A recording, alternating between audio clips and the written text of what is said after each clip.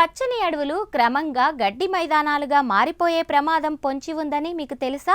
IIT Bombay పరిశోధకులు నిర్వహించిన తాజా అధ్యయనం భారతదేశంలోని దట్టమైన అడవుల మనుగడపై ఆందోళనకరమైన నిజాలను వెల్లడించింది.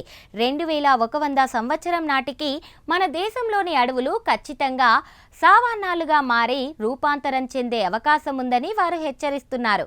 ఈ ప్రత్యేక కథనంలో పర్యావరణ వ్యవస్థలో సంభవిస్తున్న ఈ ఆందోళనకర మార్పు వెనుక ఉన్న వాస్తవాలను తెలుసుకుందాం. ఈ విప్లవాత్మక పరిశోధనను ఐఐటి బాంబేకి చెందిన centre for climate studies and civil engineering విభాగం ప్రొఫెసర్ సుబిమల్ ఘోష్ బృందం చేపట్టింది.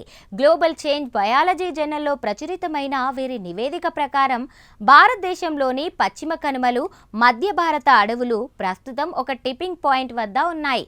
అంటే ఇవి కోలుకోలేనంతగా దెబ్బతినే ప్రమాదపు అంచున ఉన్నాయని పరిశోధకులు ధృవీకరించారు. అడవులు నశించడానికి కేవలం పెరిగే ఉష్ణోగ్రతలు మాత్రమే కారణం కాదు. వర్షపాతంలో వస్తున్న అస్థిరత ప్రధాన ముప్పుగా మారింది. అనిశ్చిత వర్షపాతం కారణంగా వృక్షజాలం తన ప్రతిఘటన శక్తిని కోల్పోతుంది.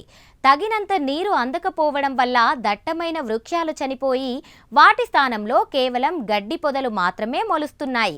దీనివల్ల దట్టమైన అడవులు క్రమంగా పలచటి గడ్డి మైదానాలుగా మారుతున్నాయి.